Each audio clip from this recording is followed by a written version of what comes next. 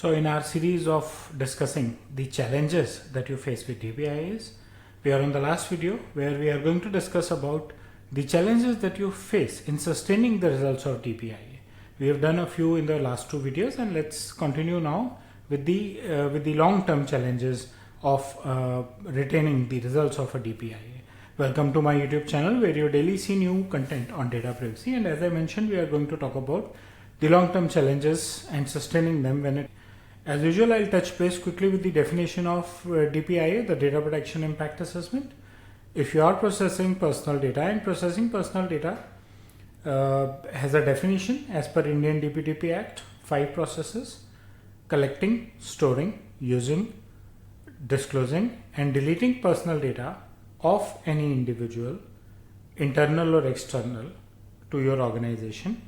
You need to be compliant with data privacy norms with the Indian DPIA Act 2023, and it is generally recommended, though the rules are not there for the Indian DPIA Act, but data protection impact assessment is one of the great ways to ensure and your compatibility or compliance with the DPIA Act and other global data privacy standards. The idea of doing data protection impact assessment is that you are re-looking at all your processes involved into processing personal data to see if there is any risk of data breach in any of those processes, right? So you are going to re-study each of your processes and see if there is any risk. If there is a risk, you will try and find out the methods to mitigate those risks. This should be done at the start of the process. That should be done at any update in the process. This should be done regularly, frequently. We have videos and contents on all of these in the last 10 days.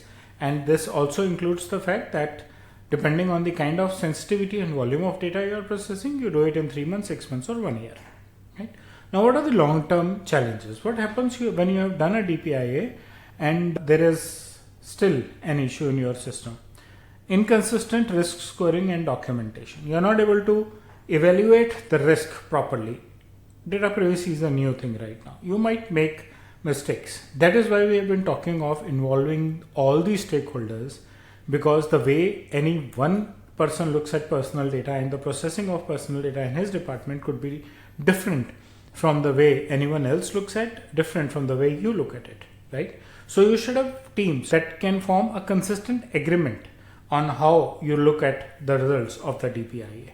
Sometimes it might become difficult also for many stakeholders to agree that there is a risk, right? So people might end up doing a overjudgment of risk, might end up doing an underestimation of the risk, and all that judgment is very, very subjective.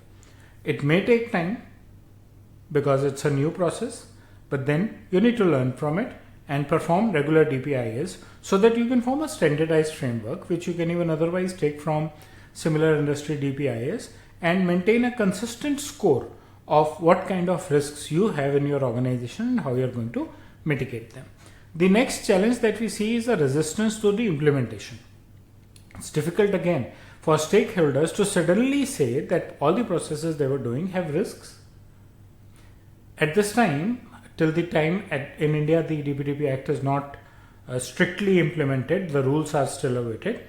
There could be a lot of resistance from the teams, internal, because they have to change, right? So, for example, internal teams does not cooperate. Interdepartment cooperation becomes difficult, right? So it becomes difficult to initiate the DPIA completion and implementation of its results and meet the timelines. Simple. The moment you say data privacy, you need to have a lot of training and awareness with your system for that. Posters, danglers, short emails, short videos, anything that can help your employee understand the relevance of the data he is processing is something that you should do as early as possible in your system. You should pick up case studies from different environments and keep it in your organization in different forms. Again, could be posters, danglers, emails, short videos, on the reception desk, flyers, anything that you think you can sit down with your marketing team and work out what would be the best in a given scenario, but help them demonstrate and understand what are the possible risks and what could be the impact which could be commercial, impact which may not be directly commercial but could still have a lot of impact in customer retention. Handling data subjects rights. Now this is again a tricky thing because your data is stored in different formats. Not very easy that someone comes in and says, okay, remove my record from your database, and you can just pick up the database and remove. Also, because you have long-term backups taken for the data retention compliance, so you can't go back and recover everything, delete something and take backups again, right? So all these need to be very carefully handled, and therefore you need to sit down with your teams, again the business teams and the IT teams, to see what is the retention requirement, how can the data subject rights be implemented. Even a basic right like right to access, someone says I want to access my data, how would you give it to him, ensuring that only he can access only his data, right? So a lot of work needs to be done, and a lot of teams coordination needs to be done to take care of this and avoid a compliance risk. You need to align your findings with the data subject rights. We have GDPR rights, we have DPIA Act rights, so you can review which compliance visible for you, applicable for you, and apply those rights, and align your resources. You might have to restructure your processes, you might have to restructure the way you are storing your data.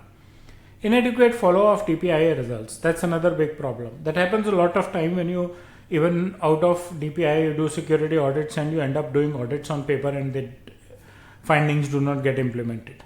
The DPIA is a new thing, people need to change a lot of their working habits, might have a lot of resistance, might find it difficult. You need to have very clear communication and help them understand the results of not following the recommendations, the betterment with following the recommendations, and impact in both the cases.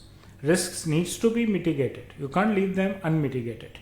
Accountability has to be built in. Maybe the KRAs and KPIs of the respective stakeholders and senior management and even the individuals handling the personal data need to be redesigned, and your entire organization structure should try and implement the 7 principles of privacy by design model that Dr. Ann Koviukian had built in. I'm going to tag my video here for the summary, and then you can follow up for the detailed each principle and get a good knowledge of privacy by design model as well through my videos. That's about the long-term sustenance challenges of DPIA.